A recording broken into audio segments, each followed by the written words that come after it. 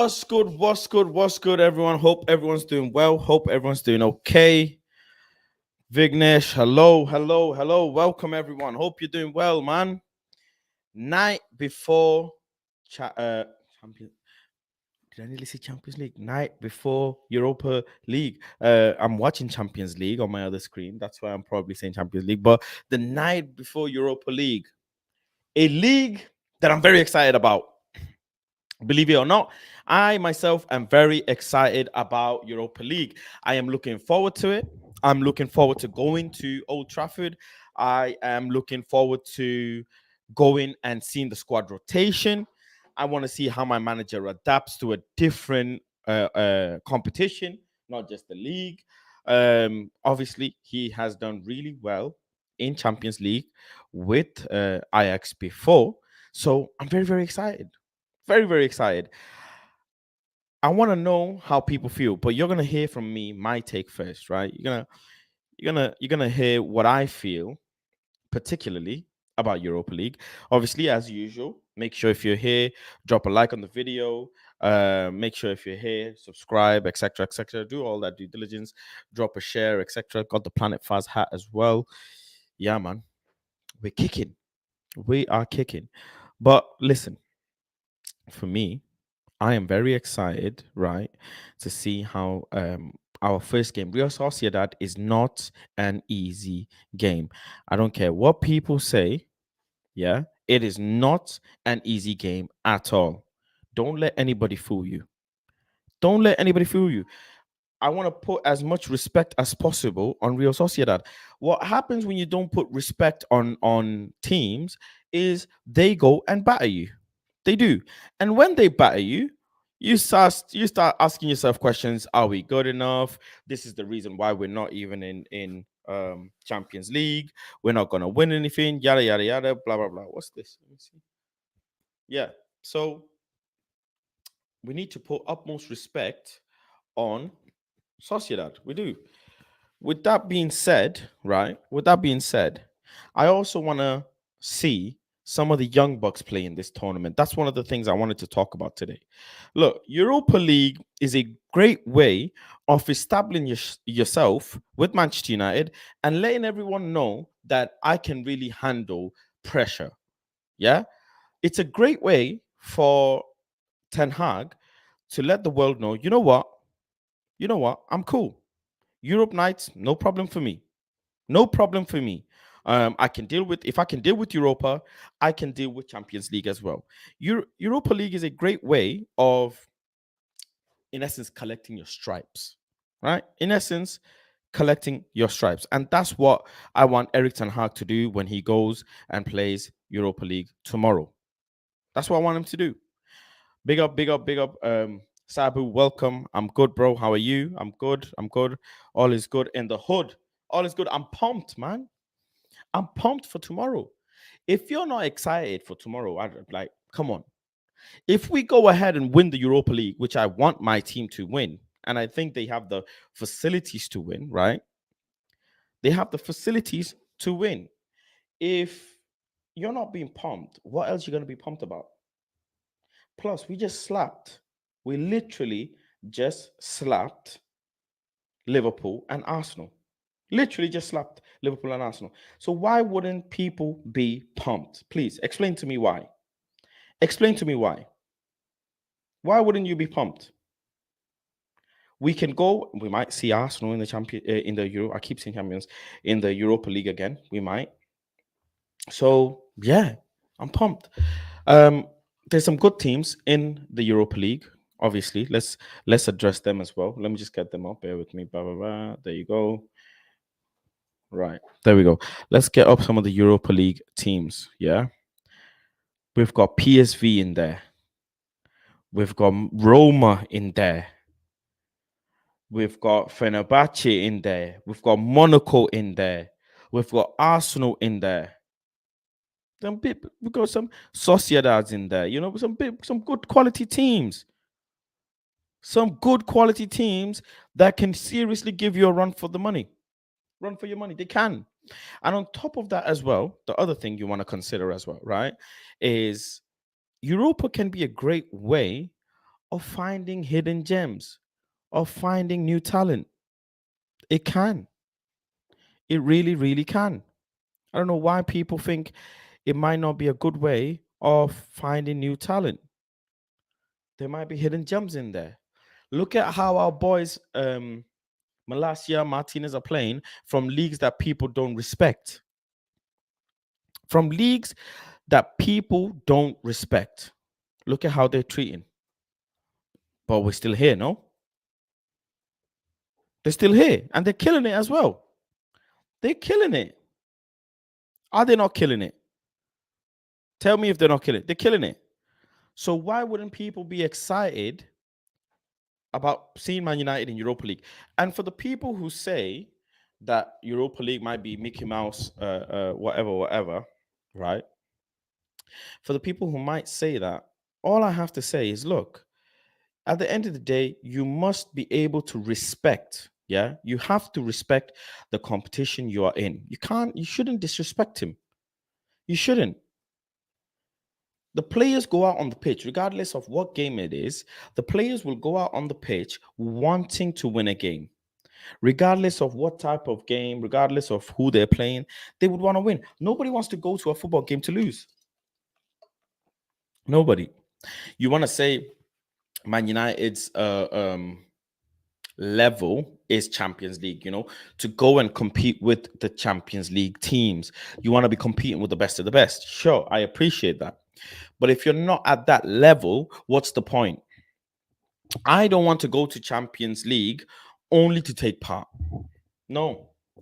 I don't want to go to Champions League and say, yo, I'm scared of PSG, scared of the Madrids, scared of the Barças, the Bayerns. No. No. I want to go to Champions League and feel like, you know what? We can take anyone on. You know what? We really got this. We got this. That's how I want to feel. That's how I want to go into Champions League. I want to say, you know what? Look at last season. We slapped Europa. We can go and slap Champions League as well. If we win the Europa, we're obviously automatically in the Champions League, but it also sends a statement to the world, which is a very important thing. It sends a statement to the world and lets them know that, you know what? We're coming. Don't take us lightly. Do not take us lightly. Big teams have been in Europa as well. Barca have been in Europa, no? Don't take us lightly at all. Monaco is not a small team. PSV is not a small team. Real Sociedad, and I know how he might come across to people. Faz is trying to sell it, He's trying to, troll or joke. I hear it, I get it, but I want to put respect on some of these teams. Put respect, and plus, let's be real and let's be honest with ourselves. Let's be real and let's be honest. For how we performed last season, we deserve it.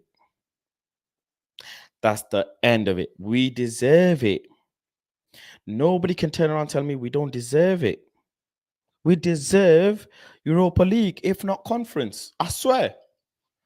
I swear. Having my iced coffee, man. Chilling out. Looking forward. Excited. Excited for the Europa League. Big up Ed Woodward, one of the members. A cup is a cup. I want to win it. Yeah. A silverware is a piece of silverware. You think Zlatan wasn't happy when he won the Europa League? Because people keep saying he's not won the Champions League, blah, blah, blah.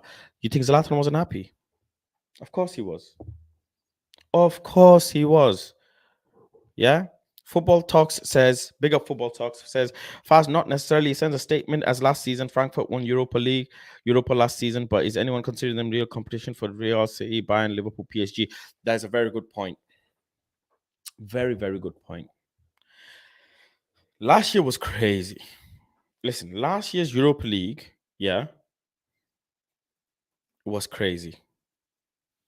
It didn't make sense. The finals were between the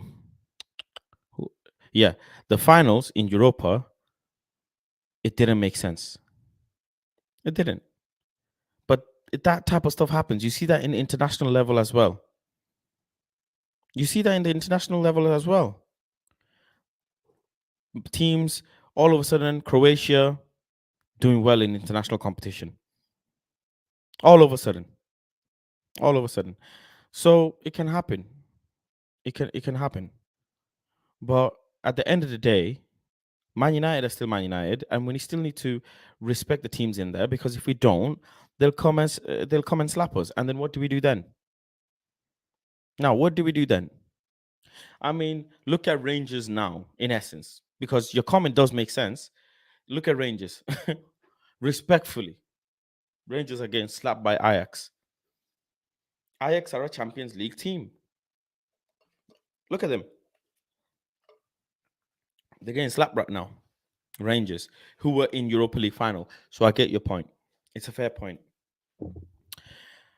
But it is what it is, right? I still wanna be excited. The type of football we're playing, I want to be excited.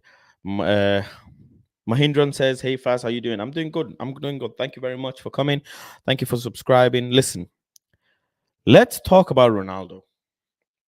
Let's talk about Ronaldo and Ronaldo being in the Europe. I keep saying Champions League. I'm so used to it. It's not a good thing. Ronaldo in the Europa League. In the Europa League. How do you think Ronaldo feels playing in the Europa League? I want people to comment down below what they think Ronaldo's thinking right now. What is going through his head? If you ask me, right, my opinion,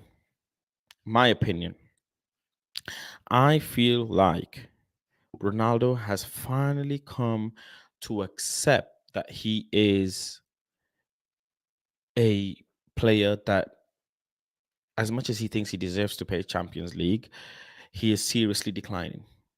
And a Champions League team, in essence, don't come out crying for his services. Yeah, there's factors involved, the money in terms of wages, transfer as well, XYZ. But the goal, everybody's time comes. Everyone's time. Unless he walks out on a free and Man United let him go, and then he goes to a club for free, takes a substantial wage reduction, then he can play in the Champions League. There are some people who are born to just be there. Some players are just born to play in Champions League. Ronaldo is one of them. When you see them play in other leagues, it baffles your mind. It simply baffles your mind. And Ronaldo is simply one of those individuals. He was born, he was stepped foot on earth to be playing Champions League football. Neymar, Messi, these lot were born to play Champions League football. So I can understand what's going through his head. Is he going to be fully happy, concentrated, excited? I don't think so. I really, really don't think so. I don't think he's going to be overly excited. But what I do think is he's going to be professional. He is going to play for Ten Hag. He clearly believes in the system, because you have seen some changes in his behavior on the pitch. Tell me you haven't. He's started pressing. He started doing Ten Hag's required tasks, pressing off the ball, running a lot more, holding bench, doing his bit. Yes, so he's clearly bought into Ten Hag's system. He's clearly bought into the manager. Considering that, he now might go ahead and be professional in Europa League. But looking at your, opposition, as in Messi, Haaland as well coming up. Ronaldo just needs as many European goals as he possibly can, as many personal goals as he possibly can at this point, as many titles as he can. He wants to go down as the number one, like, just the number one. There can be no doubt, there can be no question, there can be no nothing. It can't be. There cannot be nothing Nothing, no comparison when it comes to the name Cristiano Ronaldo. There cannot be a comparison. There shouldn't be. You cannot think of one. End of discussion. That's how he wants to retire. That's his final thing. He's got 2 years left in him, 3 years max. Absolutely max. For him to think to go and win any trophy now, any major trophy, you have to be real with yourself, man. You have to be real with yourself. He can't go and compete with the likes of Haaland's and still compete with Mane's and Lewandowski's, and he can't. He can't. Is he a better player than Aubameyang? 100%, I believe so. But still, there's levels to this striker. Shit, Benzema is showing it. He has his moments. Ronaldo has his moments, and I'm sure he will set the Europa League on fire, because that's what he does. He turns up differently when it comes to Champions League. So maybe he does, but only time will tell. He might be a bit deflated. He might turn around and say, you know what, I'm not feeling it. He might, you know, yeah, it's a mental thing as well. Let's be real. Let's not beat around the bush. Going to Cyprus, going to Moldova. How is he going to take that when he's used to going to the likes of PSGs, Barca's, Bayern's, the massive giants of this earth, the giant football teams of this earth? He's used to going and playing in their back garden and scoring rockets. What do you tell him? Go and play in Moldova and Cyprus and etc. So yeah, that's my thing on Ronaldo. I think he will be unhappy. I don't think he'll play and buy into it. And it's gonna be sad. It's just gonna be sad to watch. More than anything, that's gonna be sad to watch. I'm excited to watch Manchester United, but I am sad to watch Ronaldo in there. And it's a weird one. I know how it comes across. It might be a weird one.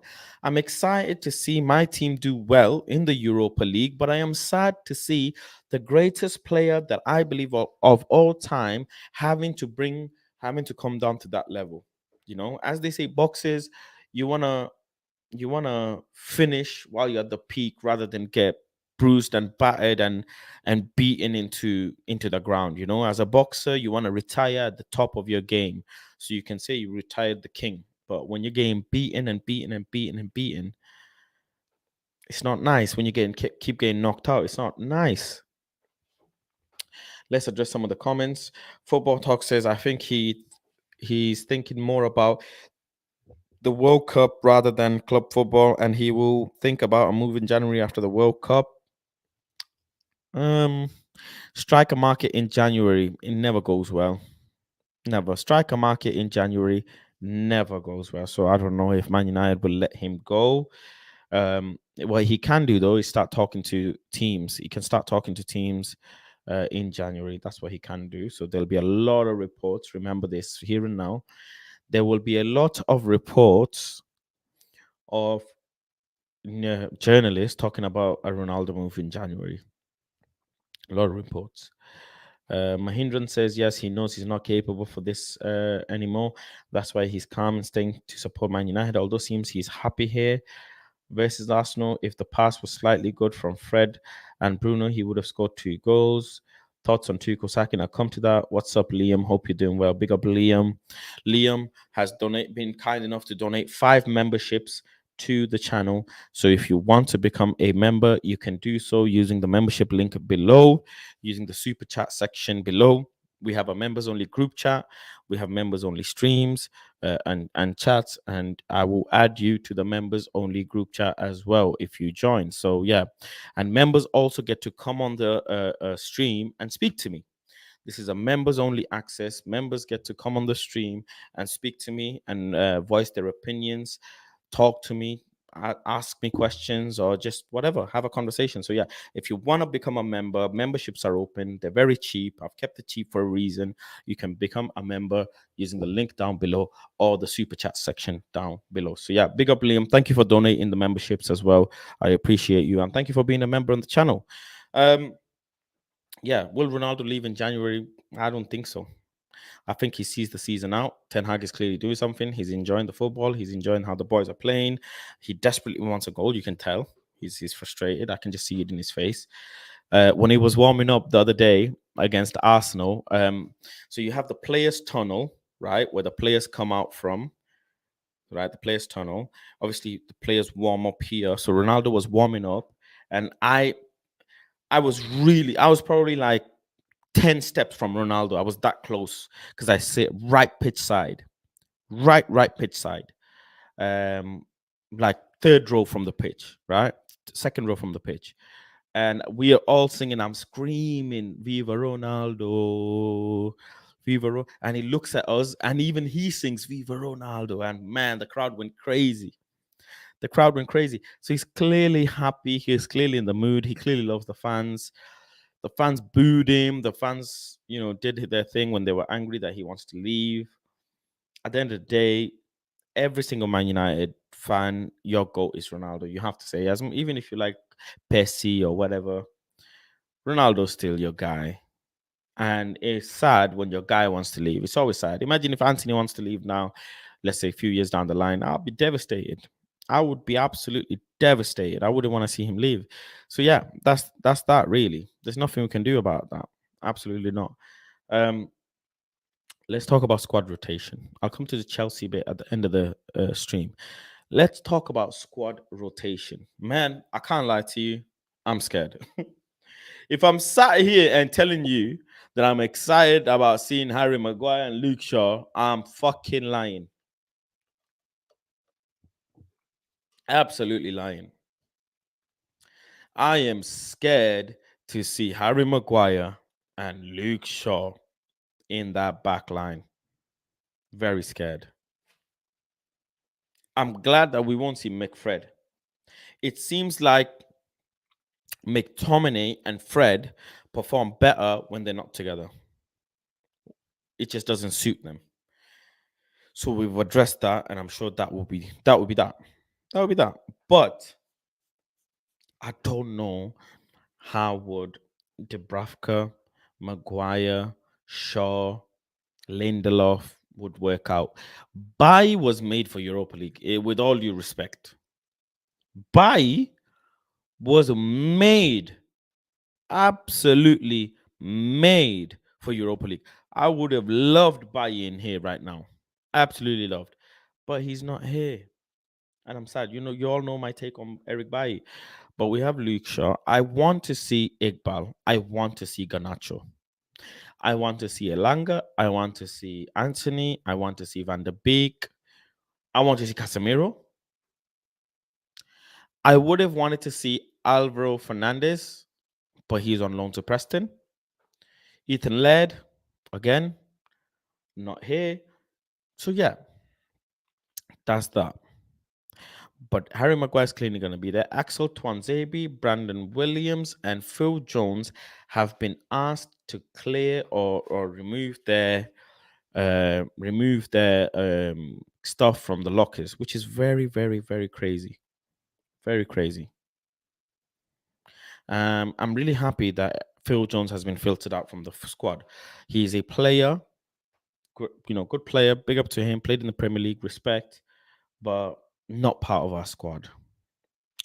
Doesn't provide anything to our squad. Don't need him, man. Don't need him, man. Need to keep players moving on.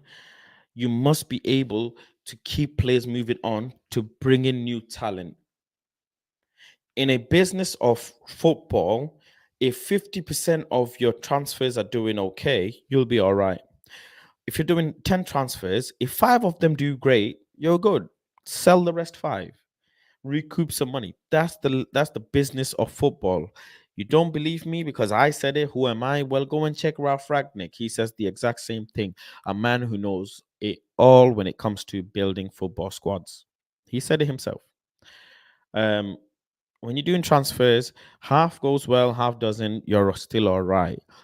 With the likes of Luke Shaw's, with the likes of Maguire's, Bissaka's, didn't go well, man. Didn't go well. Ahmad is off as well now. Didn't go well. So we need to figure out a way how to filter these lot out of the squad. Absolutely do. Absolutely do. Mahindran says Ronaldo is one of a kind that Mbappe and Haaland can't even imagine of. This thing about, oh, Haaland needs to score 44 goals every year to reach Ronaldo's level. 44 goals every year for what, 10 years or 14, 15 years? I don't know what they're saying. I don't get it. But I don't see Haaland reaching Ronaldo's stage, man.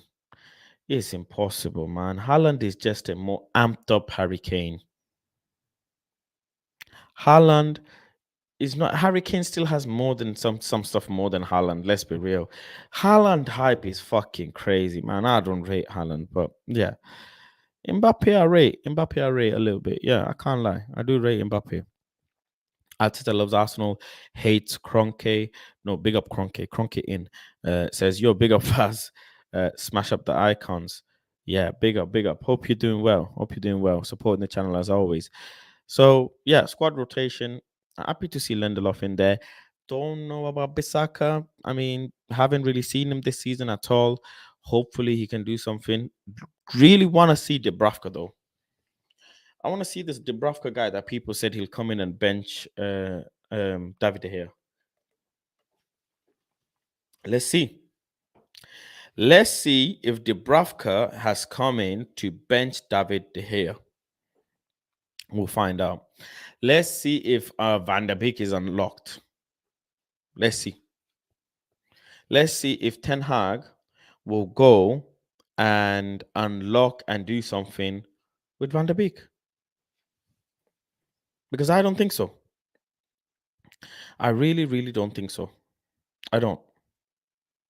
I don't think he does anything. I think Van der Beek is one of the players that will get sold. I think Ten Hag has realized that Van der Beek will not provide any services to Manchester United. So it's better to get rid. Just better to get rid. Big up Space Kid says Ole signings have either been bench loaned out or sold. Not good for Ole's legacy. What legacy? What legacy of Ole are we talking about here? What legacy? Ole didn't have no legacy. No legacy. You know who had legacy? Tuchel. Tuchel had legacy. Let's be real. Let's be real. The man gave you lot Champions League. Tuchel gave Chelsea a Champions League, but yet they still sacked him. Very recently as well. After a one-game loss, they sacked him. Like, let's talk about Tuchel quickly. That is if that is not crazy, I don't know what is. How do you sack a manager, right, that has delivered to you a Champions League so recently? How? Why? Why? Why? I don't understand. The guy gave you law a Super Cup. He gave you law a Champions League. He gave you law a FIFA Club World Cup winner. Club World Cup, yeah. And he gave you world's best club coach as well. Well, that's his accolade. That's his accolade. But why would you sack someone like that? Why would you not just hold it out? Now, tell me, why would you not hold it out a bit? Why would you sack him? That was a diabolical mistake. Absolutely diabolical mistake. Space Kid says, big up Space Kid, one of the members says Chelsea are just a more affluent Wolves. Okay. Liam says De Gea won't be removed from the number one this season. No way. Exactly. Big up Omo says Tuchel sacking is disrespectful. 100%. How do you... Okay, you've gone in the market. You've broken the transfer record for almost all positions. Your team has broken the transfer record for almost all positions. Lukaku. Okay, let's bring up... Actually, hold on. Let's bring it up properly so we can even understand, right? We can understand because there's quite a bit to go through. Quite a bit. They've spent what 260, 70 million, if I'm not mistaken. They got Fofana, they got Cucurella, they got Sterling, they got Koulibaly, they got Carney, they got Aubameyang, Solina. Man, man, 260. No, not 260 actually.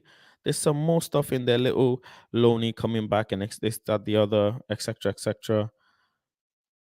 So I think, if I'm not mistaken, 290 or something like that altogether. They let Werner go. They let Emerson go. Billy Gilmore go. Lukaku obviously went on loan. Batshuayi went. Malang went on loan. Rudiger left, obviously. That was crazy. Absolutely crazy to let Rudiger go. I don't know why they would do that. Don't know why they would let Rudiger go to Real Madrid at 29 years of age. Christensen went. Alonso went.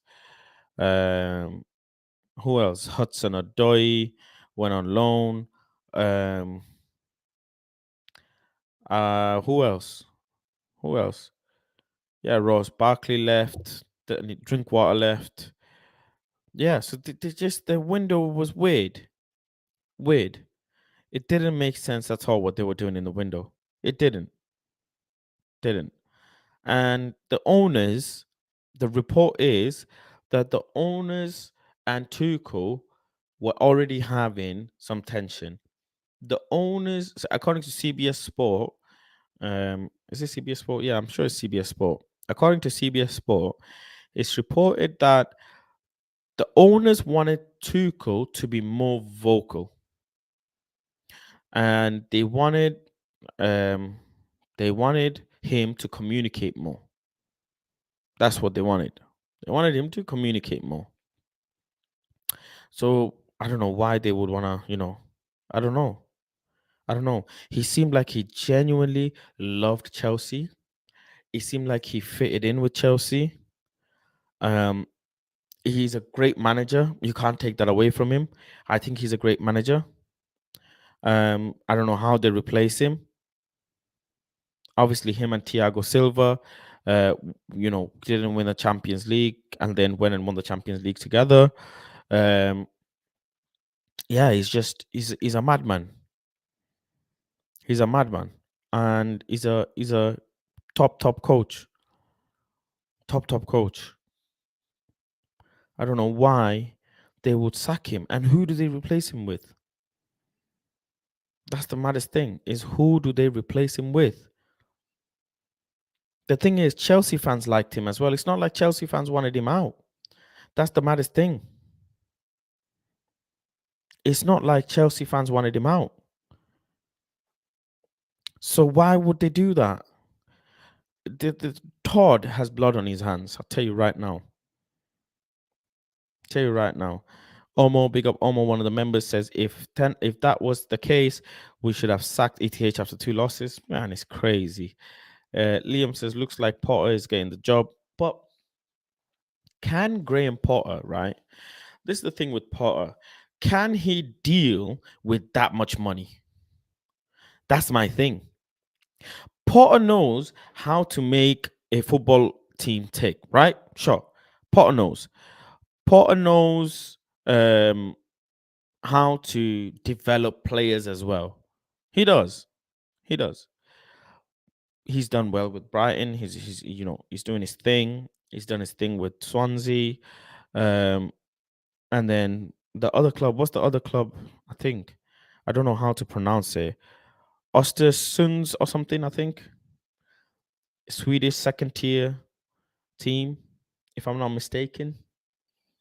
But I don't know how to pronounce the name of the club. But yeah, Swedish second tier, then Swansea, then Brighton. But he's been doing his thing in Brighton. He's been doing his thing. But how does it make sense?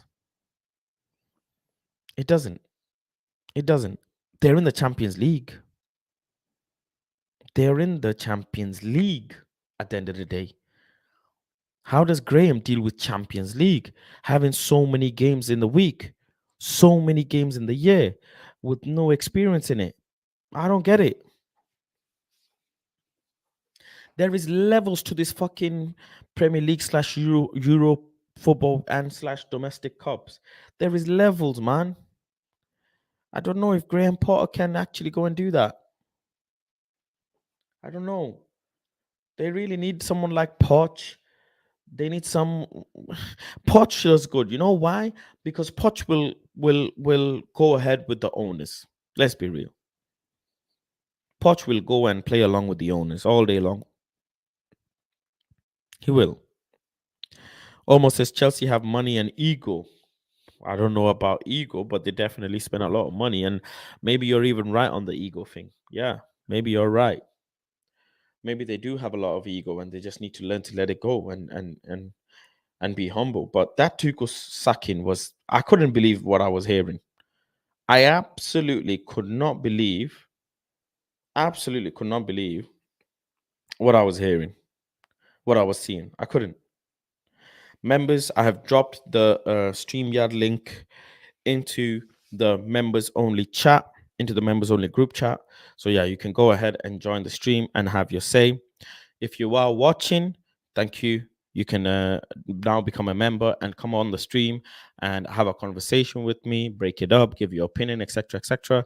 Memberships are now open below. So yeah, go ahead and become a member if you want to. And yeah, make sure you just give it a like and subscribe to the channel. So yeah, thank you very much. Thank you very much. Tomorrow, though, guess what? I actually have some great seats tomorrow for the game. I am going to be sitting somewhere very special. Very hard to get those tickets in the stadium. Very, very hard. So watch out for that one. You're going to like that one. You are definitely going to like that one. I'm looking forward to seeing how the manager decides to line up and deal with the tactical side of things when it comes to facing someone from out of the league, facing someone in Europe. He has a lot of experience in Europe. He's done well in Europe, so he knows what he's doing. He knows what he's doing. But damn, Chelsea messed up, man. Chelsea messed up, man. I feel sorry for Aubameyang.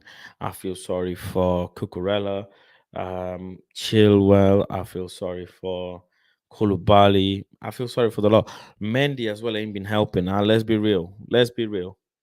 Them things from Mendy does not help. Absolutely does not help.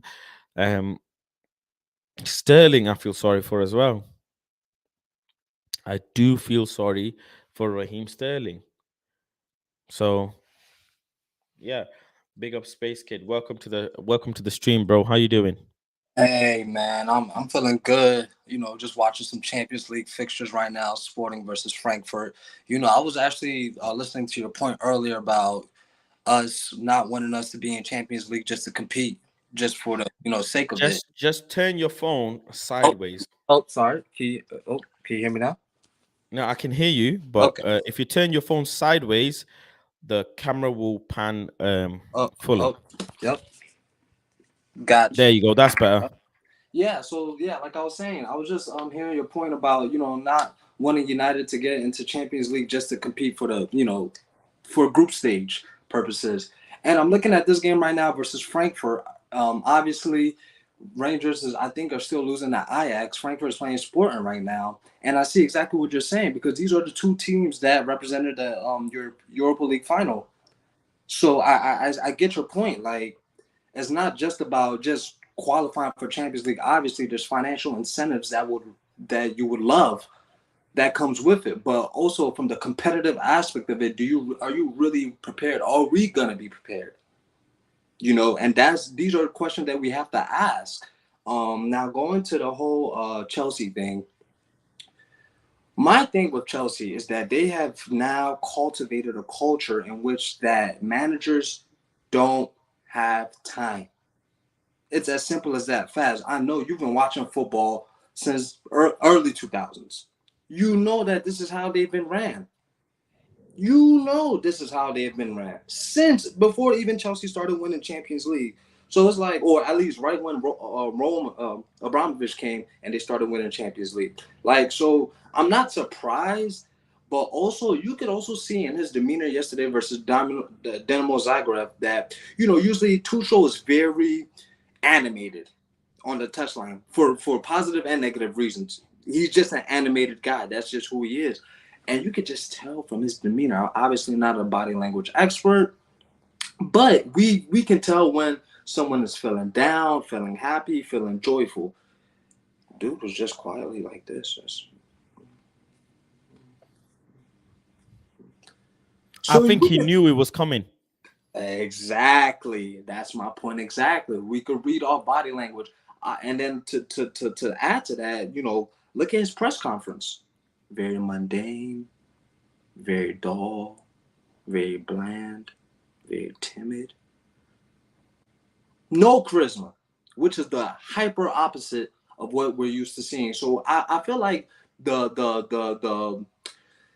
the markings were in the room already, but we just as fans, and it seems like apparently the journalists alike didn't know, because it came out that he was supposed to get a contract extension in the summer. So for it now to be 6-7 games and 300 million spent, it's like, wait, what? What's going on here? The thing is, when you're an owner of any business and you've just taken over the business, you want your fingerprints all over that business. Mm-hmm. You want anything and everything to do with the last guy gone, or the last woman, person, whatever, gone. Mm-hmm. You want your imprint, you want your legacy, you want your fingerprints. Mm-hmm. Tuchel is a Roman Abramovich legacy. It's part of Roman's legacy. Tuchel won Champions League under Roman Abramovich. Mourinho, yeah, Ancelotti, all these lot, they had whatever they did under Roman. Now that Todd has come in, Todd has said, I'm spending 300 million on my first window. You know what? I'm even going, because let's be real, apart from Aubameyang, I don't think or Sterling, I don't think Tuchel appreciated Fofana. I don't think Tuchel would appreciate Cucurella. Mm. I don't know. But you see, Because but that's but okay. forget the transfers. Forget the transfers even. Forget the transfers. Okay. Tuchel is the type of person, you give him the keys, you let him drive the car. You Okay. don't tell him take left, take right. He knows where he's going. He knows. He's been there. He's done it. He knows. He's not like it's his first time in Europe. He's won the fucking thing. He's been to the final with PSG. He's a winner. If you're an owner, you let him drive the seat. But when you buy a house, when you take over a business, you want to renovate, you want to make it look like your own. And that's exactly what Todd is doing. And it was the perfect time. It couldn't have happened any better. Hmm. It couldn't have. If Chelsea beat Dynamo Zagreb, Tuchel doesn't get sacked, because now the blame isn't on Todd. The blame is on Tuchel. If Tuchel beats Zagreb, why the fuck would Todd sack him? The fan base would burn Stamford Bridge down. What the fuck are you doing? But Hmm. Zagreb is a next team in the whole of Europe, and with all due respect, you lost against them. Chelsea fans are upset. Hey, bring the contract. Let's rip it up. You see, no, you see, now I have to write a question down, because this one I'm gonna start doing, especially when I get on with you, because obviously you make so many great points that I'm like literally trying to respond to them and keep in my head. So I'm gonna just start jotting those down, especially when I'm on the screen with you. Now, my question that I just jotted down is to you is, why are we measuring Tuchel's success based off of Champions League?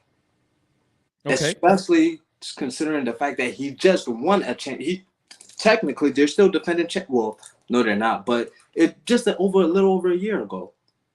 So why are we Hmm. measuring him off of Champions League success? Are we measuring him off of UC? I mean, the domestic league, the Prem, because they're top four, if I believe, right?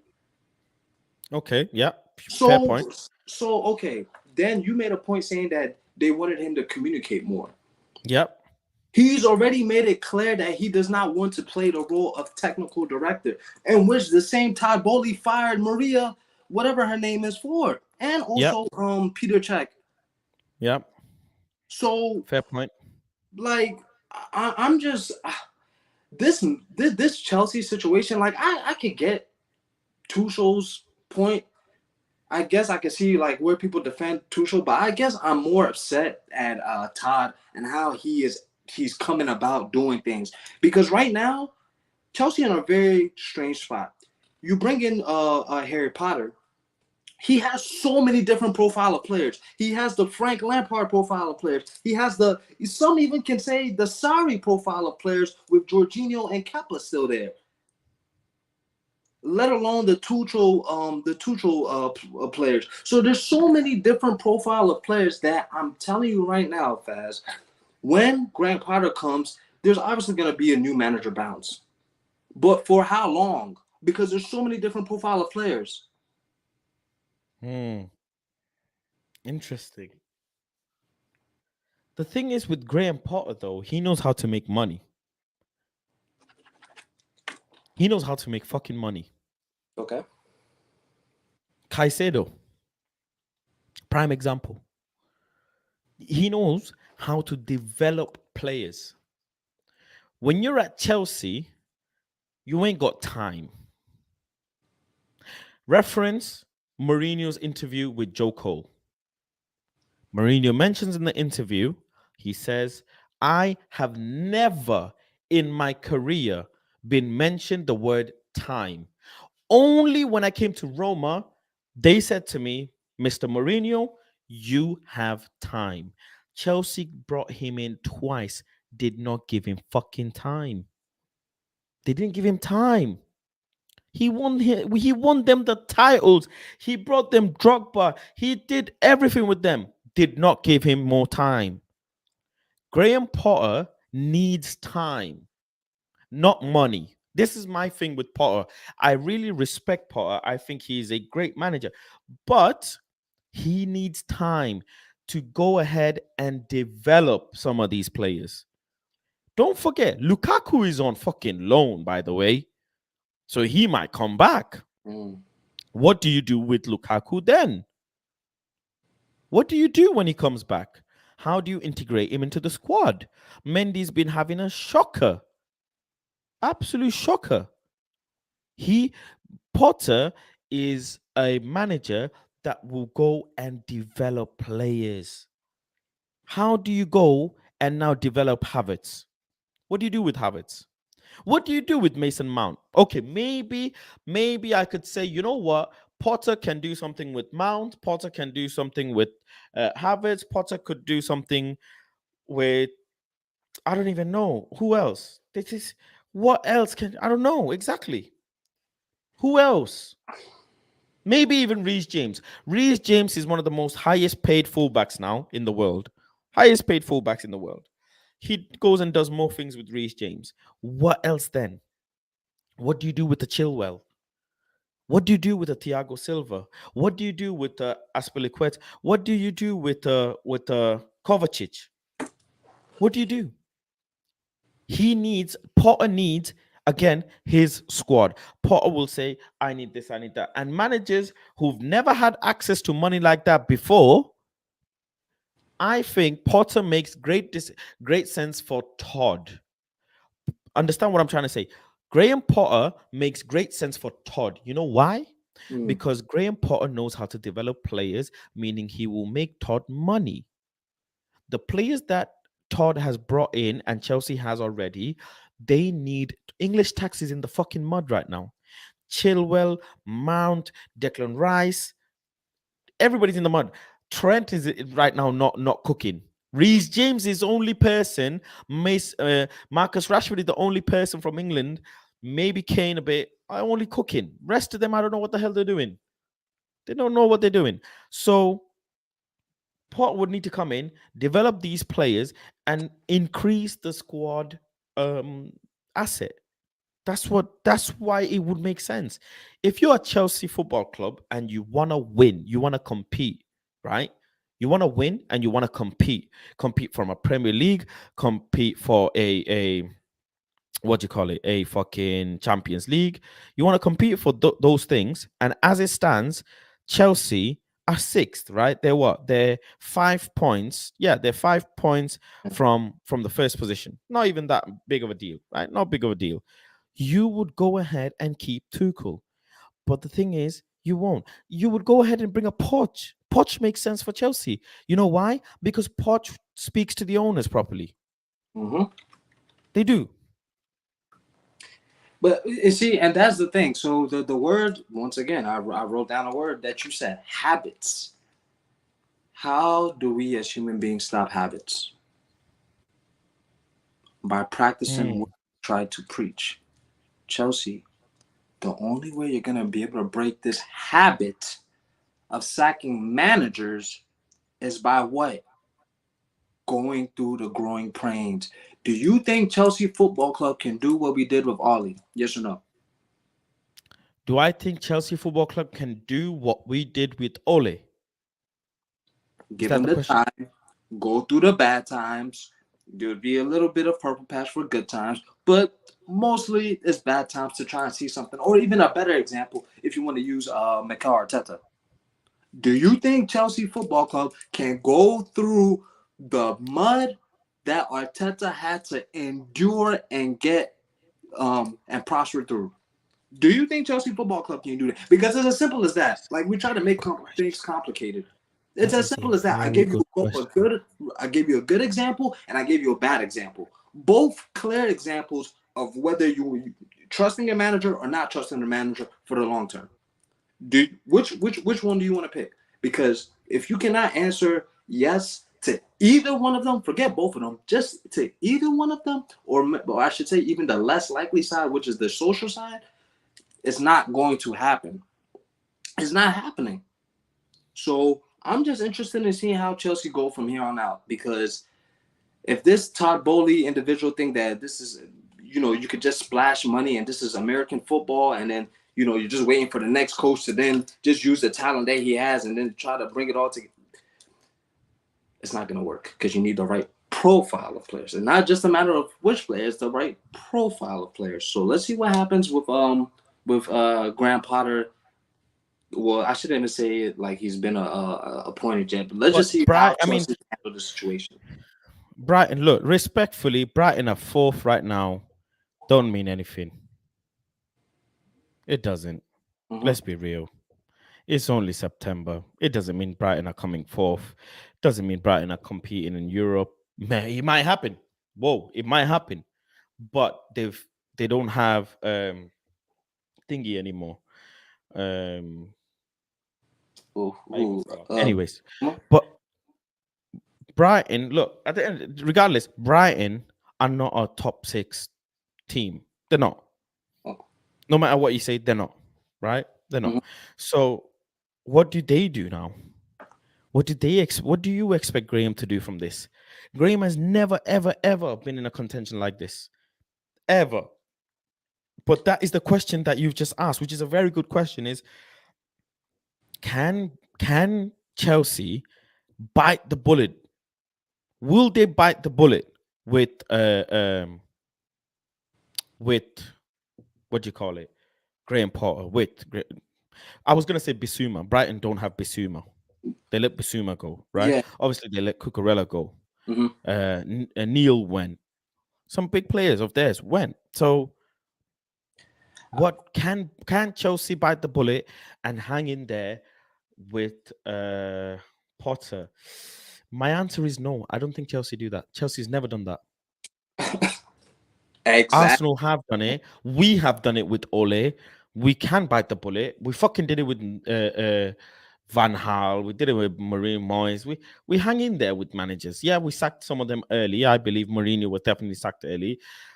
But with Potter, man, It's very interesting, Faz. I'm telling you, it's very, very interesting to see what can happen out of this. Because on one end, like I asked you earlier, I don't know whether you addressed it in the chat, but I asked if you were Graham Potter. Now I'm putting you in Graham Potter's shoes. You've managed Brighton. You remember last year they weren't scoring enough goals, and Brighton fans were on your neck, and you had to remind them, hey, who do you think? Have you forgotten who we are? We're Brighton, Hove, and Albion. Relax. Remember, he's calling flack already. Fast forward a whole another season. You're doing what you're supposed to do. You're in top four contention with Brighton, which is not supposed to happen, but you're doing what you're supposed to do as an individual manager. Chelsea has now presented you this opportunity. What do you do? Go. This is very interesting. Um, this is very, very interesting question. What Mm, do I do? mm. Hmm. What would I do? Man, they came, what was it? They came ninth last season, didn't they?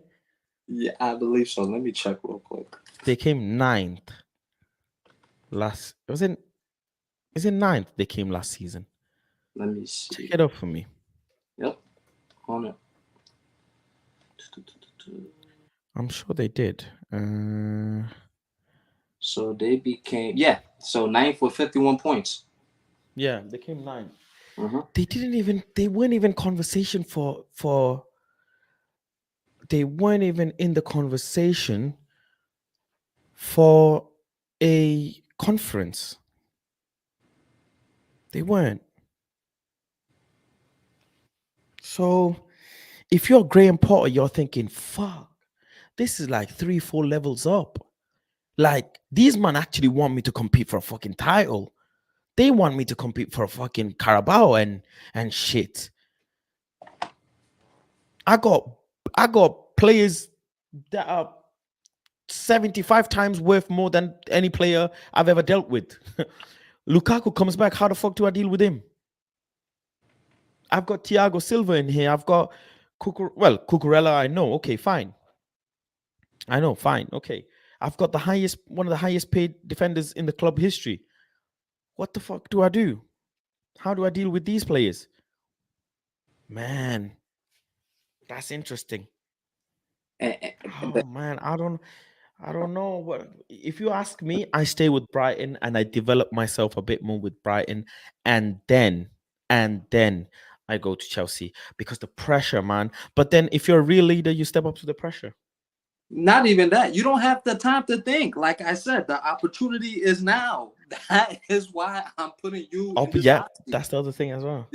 I'm not. You don't have another 24 hours to decide. No, you don't have match day 7 after you've won or lost to decide. No, no, no, no. I'm asking you now, before match day 7. What do you want to do? Either you continue with Brighton and you see how that goes, or you lose the opportunity of a lifetime to manage one of the biggest football clubs in the world right now. Welcome, Mr. Structure. We'll pose the question to Mr. Structure. Thank you for joining in, my uncle Structure. Big up. Welcome to the Glazer in stream. What Crazy. would you like some? What would you like? Would you like hot drink, cold drink? We got it No, all no, for you. no. I just want Glazers out. That's all I want. Glazers out drink. That's it. Mr. Structure, talk to me about Graham Potter and Chelsea. What do you think he should do? I think he should go for it. It's an opportunity to manage a top 16. His pedigree, his pedigree is exceptional in terms of coach. I can't imagine him being a manager. He's specifically going to be a coach in terms of getting the best out of the team. Chelsea have enough youngsters to get the best out of. There's a core young Chelsea fans who play for them, so he can develop them. But make sure you put massive clause if they sack you within 8 months, 7 months. Make sure you get 4-year contracts. 4 year. Interesting. You ain't going leaving Brighton unless it's a 4-year contract. And if you get sacked, you get a big payout. He'll be all right. The biggest thing about him is that he's a very interesting guy. Actually, he did some interesting coaching in Scandinavia. You never hear that many British coaches who would go to Scandinavia. He's got some unusual methods how to build team spirit and team structure. He's a fantastic coach. Hmm. And is actually one of the people I'm thinking he should be the England manager, really. Wow. Okay. Yeah, he should be the England manager because So you he can really, really coach. rate him. Yeah, he can coach and he can coach very quickly. Within how many coaching sessions you can tell the style of football that's Graham Potter team. Hmm. You know what I mean? So for me, he's got to go for it, but make sure you get a 4-year contract. So if the payout is decent, in it. That to What me has about to the, be. what about the what about dealing with the high value players and all that money though? Because I when think when you're a coach, you develop players. How do you deal with someone the likes of Lukaku's and the likes of Reece James's and all them? What else do you do? They like Thiago Silva's and all that. How do you do any more development? the biggest thing is to me is that with footballers, majority of footballers want to win. The biggest thing is that he can impress them with his coaching techniques, with his coaching ability. Soon as they see that, they'll be like, "Wow, this guy knows something. You know, he's got an insight. He knows his football." And like I said, Chelsea have got enough. They've got enough young kind of like Chelsea fans, the Reece Jameses. What's the kid that was at Crystal Palace? What's his name? I always forgot. Gallagher. They've got Gallagher, yeah. Mount. They've got, you know what I mean? So they've got some of these. Fafana just coming. He's a young player. So they've got Hmm. some Correa. He already knows Correa. So Yeah, there's a core young players that he can develop further, and the rest of them, you know, Koulibaly and that, they're leaders, aren't they? Really, you yeah, know what I mean? If you can grab them and say, listen, I'm gonna be there. You've won internationally, but you've not won domestically. You know, I'm gonna try to get us some trophies. Let's go on this journey. When I look at Brighton when they play Liverpool City, they don't really like they. I remember last season when Brighton went to Liverpool and they drew. They played football, man. They were unlucky to lose. Sorry, they were unlucky to draw at Anfield. Like, how many teams can say that? At the end of the day, I think he's developed a team. He'll have bigger weapons now. He's got the Sterlings, the Aubameyangs, you know what I mean, the Mason Mounts. He's got players, man. You know, Kai Havertz, you know.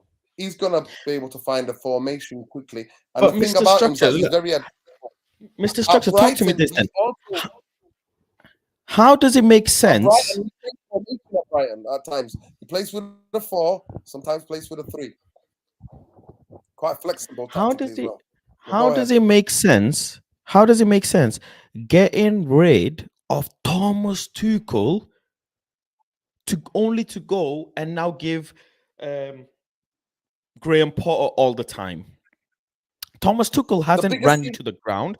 Thomas Tuchel hasn't got you kicked out of the Champions League. Thomas Tuchel hasn't got you kicked out of Europe. So how does it make sense you get rid of Thomas Tuchel, but then you give Graham Potter time? How does that make sense? the biggest thing is this. Um, Thomas Tuchel have had to deal with a lot. He's had to deal with a lot. Like dealing with things that he should never deal with as a manager. He dealt with it because the Hmm. takeover, because of all the crazy things happened. Like half of their stadium was empty. Chelsea, we saw that they couldn't even like book hotels. Remember, he was saying about Yep. driving and paying for the Sanctions. hotels themselves. So he's been through. But listen, through our history, football shows when new owners take take ownership of a club, they usually Hmm. look at the manager and go, "Well, I didn't pick you. You're not my guy." So they pick their guy. Do you understand what I'm saying to you? New I do. regime comes in the football club. They want to be able to say, "Well, you went." There's only few occasions in history where new owners come in and they keep the same manager. They usually want to change. And my guy Todd Bowley, come on, let's talk about it right. My guy thinks he's a championship manager. I mean, listen to this. My guy is currently part owner, CEO, sporting director, and general manager. How? How? Like this ain't FIFA, man. My guy thinks it's on FIFA, mate. Like we thought Woodward was bad. and they spent what, 300 million euros, something like that. Yep. Crazy. But he was not sacked, according to reports. He was not sacked because of last night's result. This decision was taken while back. Yep. And if you listen to some of the quotes from the last couple of press conferences, you can see that something went right, bro. You can tell by body language. You can tell. This has been coming. This is not a Something shock. was definitely not right. That's true. Something was definitely not right, and obviously he was part. You know, they say they part ways or whatever. But yeah, he was sacked at the end of the day, and it's just sad. Go on, Space Kid. You got some questions? I know you were writing some I questions. just got one last question. And this is to everyone that's on here, and including the viewership. As fans, I was talking to my older brothers earlier about this. As fans, as football fans, how do we measure a successful tenure for a manager at a top club? Because it seems like the idea of winning a UCL with a top club doesn't do it no more. It doesn't no more, especially specifically with Chelsea. Obviously, we've seen Di Matteo. Now we've seen with Tuchel. So obviously, Chelsea Football Club don't see UCL as the end-all be-all. Is it the Premier League that they're looking at? Like, what exactly do Chelsea fans or football fans in general, what do we measure that success for? Because I don't understand no more. I don't get it. Like, what do you have to do? Do you have to win a Champions League? Do you have to win a Prem? Do you have to win a double? What exactly? The thing is, as well, you have to consider is Aubameyang and some of the other players, will they fit into how Graham Potter would like them to play? That's another thing as well. How do you justify what is the real, metric to keeping a manager in a club? How do you justify it? He got you a Champions fucking League. He got you a FIFA Club World Cup. But you're right, Mr. Structure, when you say when you're a new owner in a business, you want your legacy. You do not want the last person's legacy anymore. You do not want Roman's legacy, Roman Abramovich's legacy. You want your own legacy. That's what you want. United, we are. Big up yourself. How you doing? Yeah, how you doing? You all right? Everyone okay? Yeah, we're good. We're good. Talk to me. Yeah, what you chatting about Chelsea? Yeah. Yeah. Well, Chelsea. Do you know what? I think the sacking is. I think is not good because I think he should be given a chance. Plus, on top of that, if you look at the players that they've signed, to me, half of the players don't even look like the manager's signing. They look like the owner's signing. It's just what Hmm. happening like with United, the same thing. Like we just buying players we want to buy for the price and just giving them to the manager. I think the same things has happened this season as well with them. And obviously, I think he should have been given a chance at least for another couple of weeks because it's not like they've completely lost everything. Look at us, we lost a couple of games, then we bounced back. And we were even in a worse position than them. So why they just why I think what you lot are saying, oh yeah, he's basically trying to make his own legacy, bro. He's doing the same thing what Abramovich used to do. Get a manager, didn't do well, sack him, get another manager. It's the same thing. It's the same things going on. There's nothing different. Hmm. But Okay. but just like Mr. Structure said. By the way, shout out big up Mr. Structure. I've been watching you since the Heat early in the big. Actually, pretty cool What's down wrong? on this train. So big up. Yeah, With that I being said, Go on. Go on. Continue. with that being said, though, I just think that it's a different era. It's a new era, and with a new dynasty, it becomes a new conqueror. Like I'm not worried about Genghis Khan. I want Space Kids era. This is my era. I don't want Genghis Khan's era. I don't want the past era. So it makes sense. It doesn't matter what Tuchel did. It's more so important as to who the new owner is. And as United fans, we all know what that means. So come on. Mr. Structure, you always say you want the Glazers out. What if the Glazers go, a new owner comes, and then they want to get rid of Ten Hag?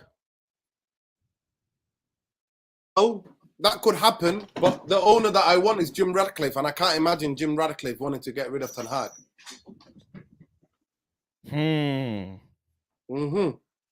Exactly. Would Jim Ratcliffe go and spend 100 million for Anthony? I think if it made sense, he would, yeah. Because that'll be the club's money. He would understand that that'll be the club's money. He's a United fan at the end of the day, man. He's a United fan at the end of the day. The biggest thing I'll say to you about Jim Ratcliffe, he was in the Bernabeu. No, not the Bernabeu, sorry, Camp Nou in 99. Come on, baby.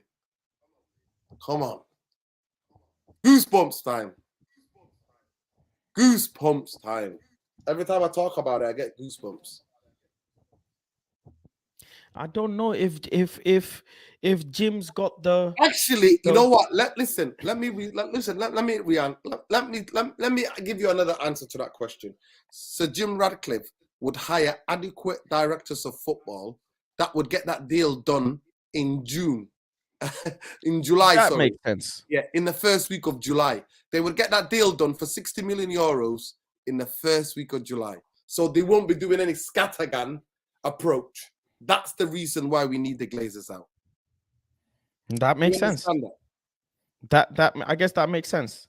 Yeah. So there'll be no scattergun. There'll be no Arnautovic, Rabiot, and then going for Casemiro. They won't be that. None of that. Liverpool are losing to Napoli after 5 minutes. That's football, isn't it? Football rolls. Napoli, they conceded. They got a penalty. Zelensky scored the penalty, and Liverpool are really, really in trouble. I'm just watching a bit of the Inter Milan. Oof! He's just absolutely. I think look, the Glazers, the sitter, not a chance. He had a chance. Listen, angles against him. With the Glazers, yeah, sure, I appreciate. Outsider fans always say, you know, you've got the best American owners that you could have asked for. They go and you know, you. So I always have a laugh with the Liverpool and Arsenal fans, Mr. Structure. Whatever the fan base tell you, people on Twitter tell you, please. I've been telling them, look, I've just been rubbing it into their faces. Our owners, we have champagne, we have red wine, very beautifully aged red wine. Listen, FSG and Kroenke, they have to queue up to go to the bank. The bank comes to us. We don't queue up for the bank. Now, yeah? You forgot that we're the bank. We are the bank. We are the bank. And unfortunately, the debt is going to be latent on Man United. But I'm telling you now, Vaz, they're going to have to sell. You know why? Big elephants in the room. They need about $1 billion in total. $1 billion. I'll say 1.2 billion to sort out the training ground and the stadium. If they do any more debt on Manchester, load any more debt on Man United, ain't no games taking place at OT. Trust me on this one.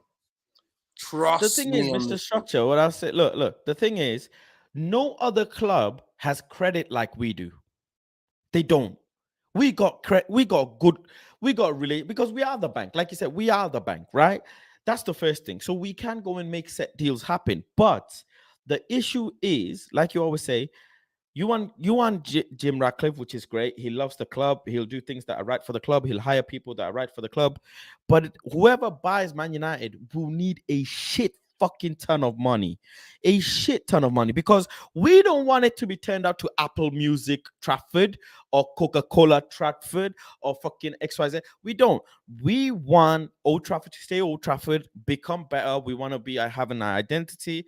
We want our women's football team to be playing side by side. Look at the plan that Newcastle have set out, where the women's and the children's football team will play side by side, blah, blah, blah. Real Madrid doing the same thing. We want to be able to do all of that. But the thing with the Glazers, and we all know that they ain't going to do that. They ain't. With the debt situation, someone's going to have to come in. They're going to have to fucking clear the debt as well. That's another situation. You know, and I know, if the business is worth £1 or £100 billion, there is never a right time to sell until the moment you actually want to sell. Until the moment. You have to sell. The moment you have to. let me say something. People came out and said, "Oh, 3.75 million is that's a bit too cheap." No, they exactly now they own the Glazer family 69% of the club. 31 is owned by. Honestly, Google it. Look, these are the little vulture capitalists, little absolute parasites who are all of them trading the New York Stock Exchange that own Man United. So what you reckon is that is for their share. 3.75 billion is for them, and then we have to buy the rest, and then the debt taken on the debt, and also the future investment in refurbing or building a new stadium, and training ground, and then the women's team and the youth team having a stadium close by Old Trafford. Because at the moment, people, we play in Lee Sports Village. It's a bloody gym outside of Manchester. No, the thing is, though, Mr. Structure, the thing is, what I would prefer is if someone bought the Glazers share, then in a few years bought the parasites and all those investment banks and all those hedge fund shares, and then do the 51-49. That's what would make sense. That would be amazing, and then we will all vote. All of us will vote. We become a member of Man United, and then we all vote for who the regime is. Then we can have our own Perez. And that would happen, that would happen. And whoever is then, we will have to put a code of conduct in place. You cannot spend the club's money ridiculously. You can't go beyond, like for example, Ajax have a committee of ex-players that are in this committee, that every transfer, every outgoing and incoming goes by them. But Mr. Structure, they also had issues with that committee this window. Of course they did, because they signed a 30-something-year-old and they said, this is the injury record, this is what he is. Unfortunately, you cannot justify this.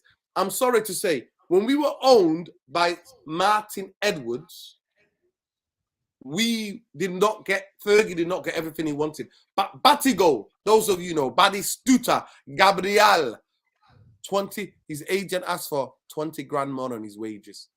Fergie was like, please, Edward. And Martin Edwards said no, because with that money, I'm going to refurb the Stretford end.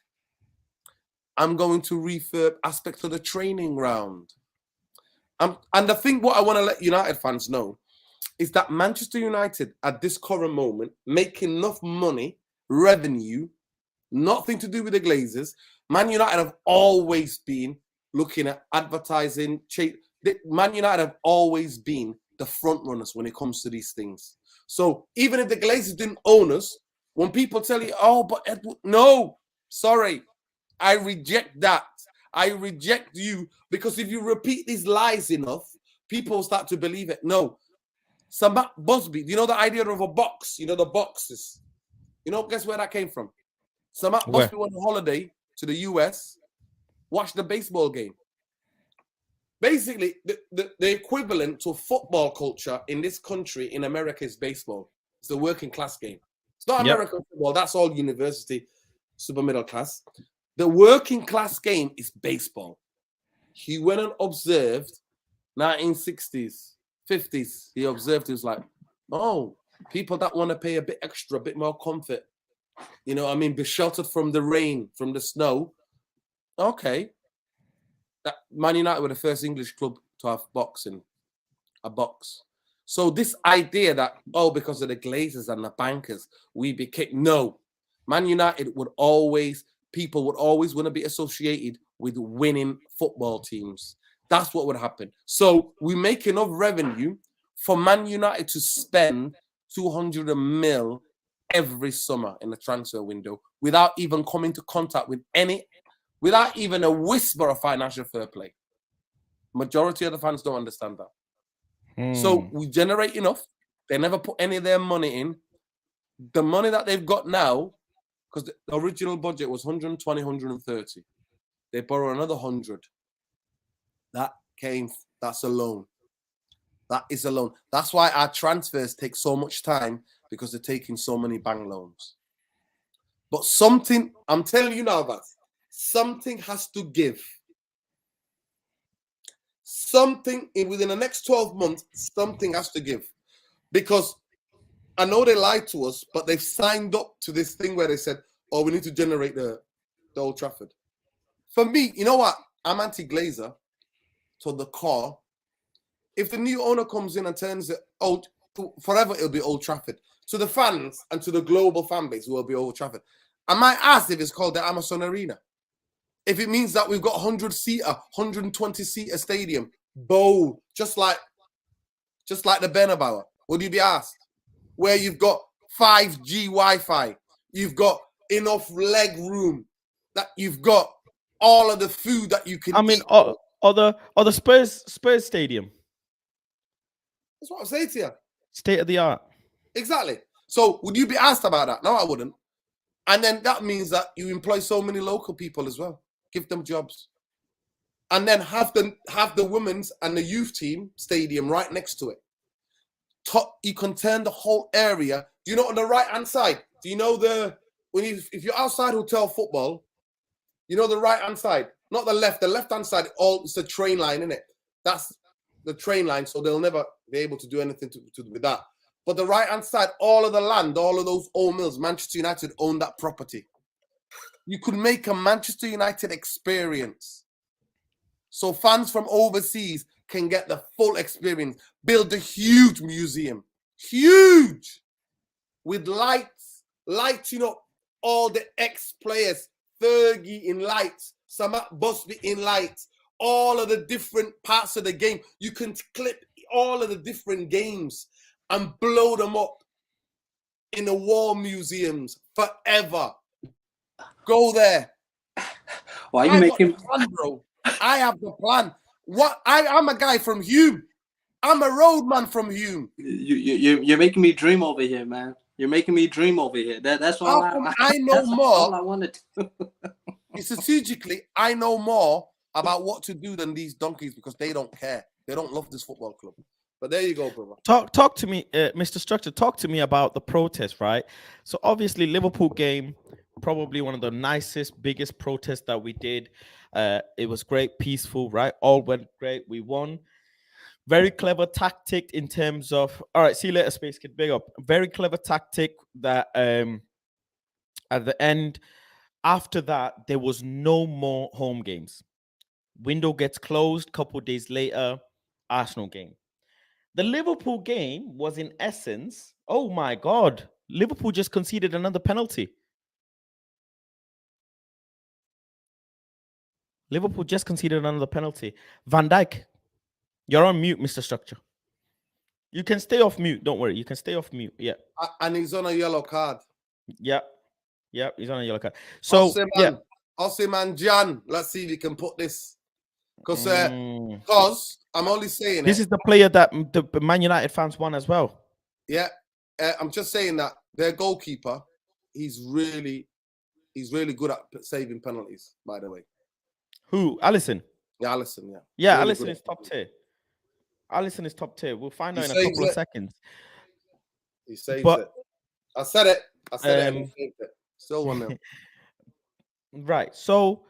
The protest, Liverpool game, huge protest, no problem, all good, right? All fine. Rashford scores, and it's like, you know, when you have a hot frying pan and you put cold water on it, and it just boom brought the temperature from here, boom, to there, because that's Mr. Structure. And I know that stadium was a pressure cooker, and when Sancho scored the first goal, the pressure cooker went and let a lot of pressure out, and when Sancho scored the second goal, it just brought everybody down, right? That's that. Come the Arsenal game, by that time you have all the windows, you have all the transfers. Anthony, 100 million, another cold water splash. Come Arsenal game, I saw the Red Army and all this protest banners. I read it. I keep up with it. I keep up Uncle Structure. I went to the stadium 3 hours early, and the protest was not even quarter the size. But you know that, already, because of when we start winning, a lot of those fans there are certain militant fans who there's always been a core. And I want to explain to people, 15,000 fans went and set up their own football club called FC United. A lot of them fell out of love with football because when the Glazers took over. So the militancy of the fan base was split by then because they refused to ever come back in that. Now, throughout, there's always been, when a time when we won 3 league titles back to back, that's the height of the green and gold. Beckham picking up the scarf, one of these. Of the pick when we swapped AC Milan, I think it was 4-1 or 4-0. So the fan base has changed in terms of the demographics, obviously. And there are fans who are only frustrated. Some might say they just jump on the bandwagon. They are United fans. They know the Glazers are bad. But when the club's winning, they basically get away from their life stresses to come to football. And they're just here. They don't want to bring that other extra stress or tension.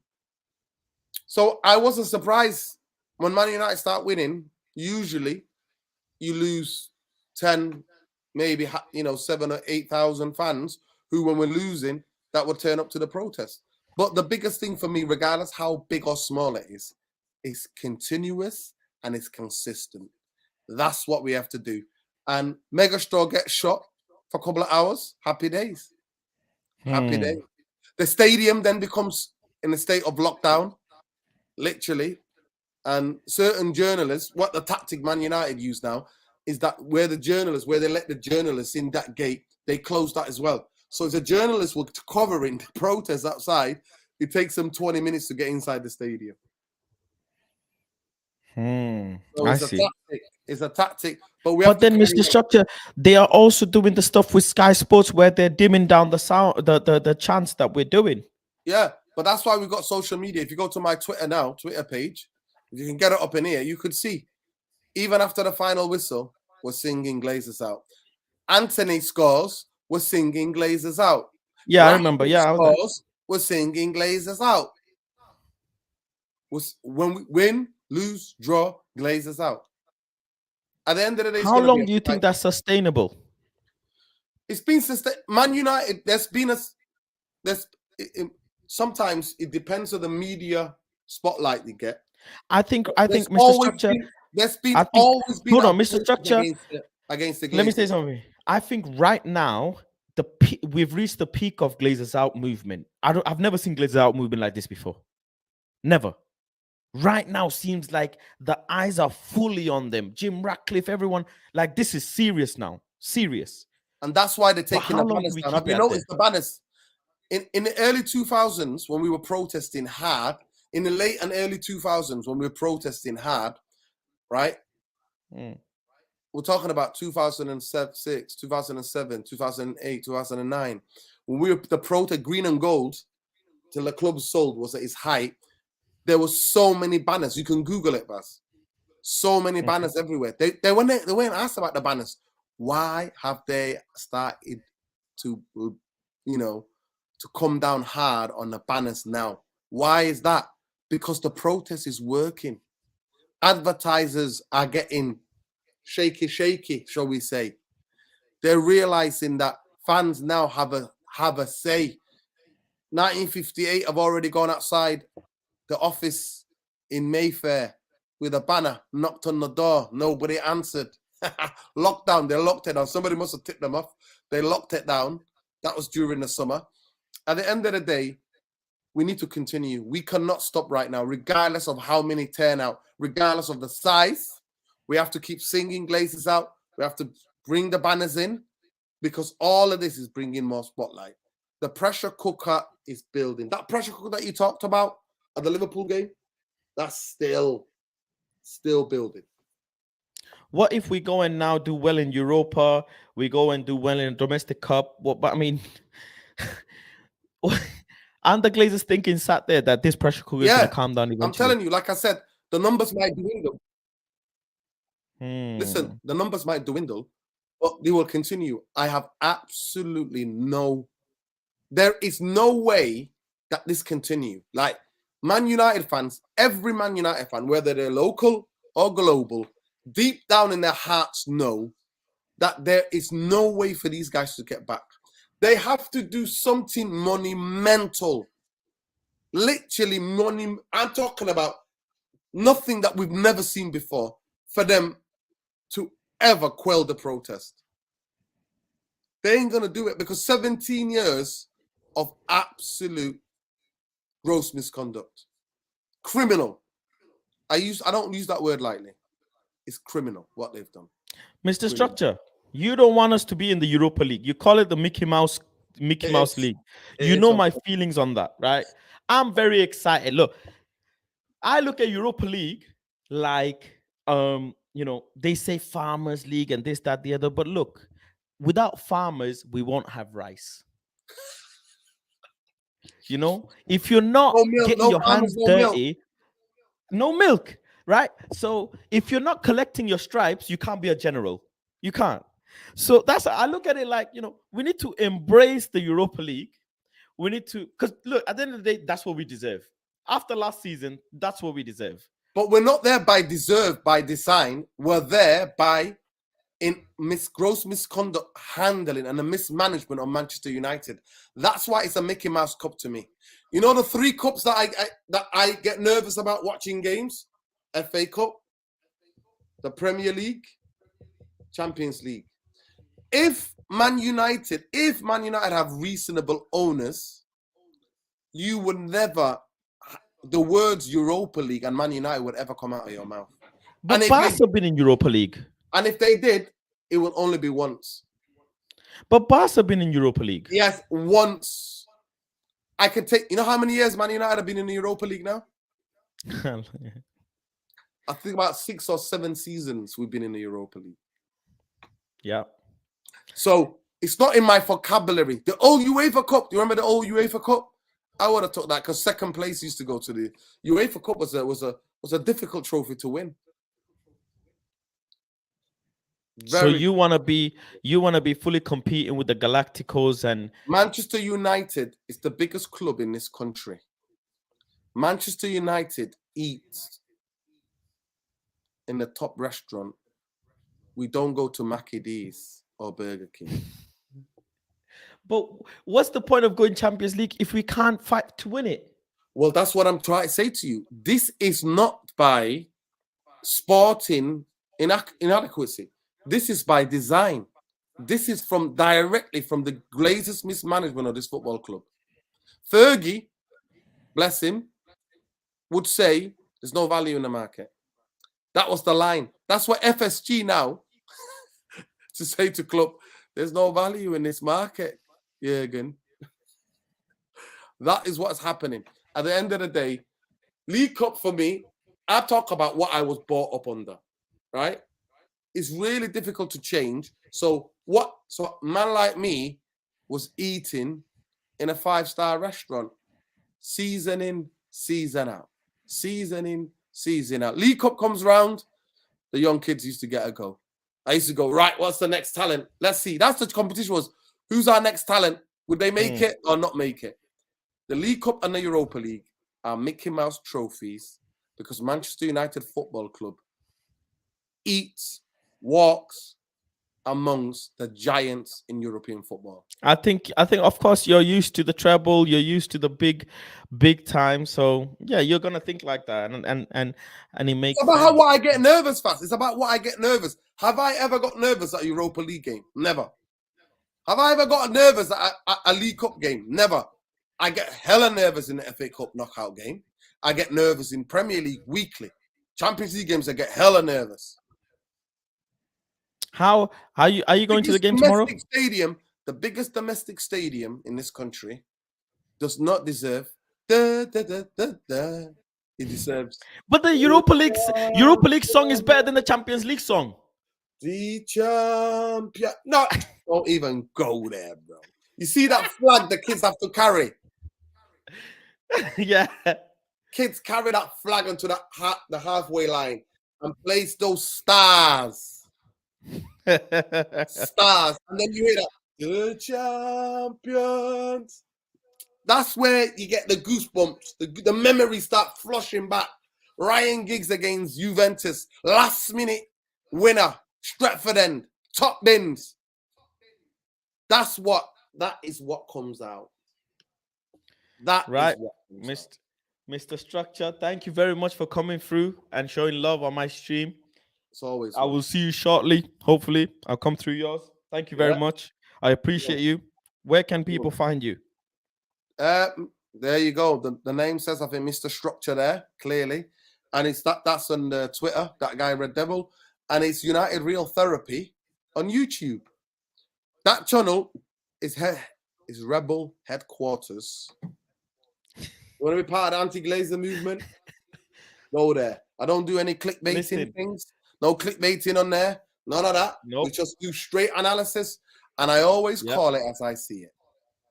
Listen, if you want to speak on therapy, if you want to get things off your chest, if you are Glazers in, if you are Glazers out, if you are Player FC, if you are Man United FC, if you simply want to go and hear and learn and understand and be somewhere where you're accepted as a football fan, that is the channel. There is no agendas. Everybody is welcome, no matter what your take is. Football to me is all about education. That's why I have found so much love for you, Mr. Structure, and I call you my uncle, because you're all about educating. You will never turn down a fan. Doesn't matter who they are, what they've got to say. You'll always listen to them. You'll always try and educate them. You tell them this is what it means. This is what it is. You'll never say to them, go and Google, go and do this, go and do that. You'll always say, well, this is what it is. This is where I found it. Look it up. Look, this is the link. So big up to yourself. You've been doing this thing consistently for a long time. People do these things here and there, XYZ, but to do this thing at your age consistently at it, you made me. I'm an average fan. You know me. I'm Player FC if it comes to Neymar. I'm Player FC when it comes to Joga Bonito. But you've made someone like me have some sort of sense and think, no, there are things behind it. Man United have been fucking leached off and ran by agents. We have been dragged through the mud. And there's a reason why Man United been like that. It's not always about what's on the pitch. There are things outside the pitch that have domino effect. And I've learned that from you. So thank you very much. Utmost respect to you, and please make sure you go and check that out. Big up to yourself, big up to all the listeners. Thank you.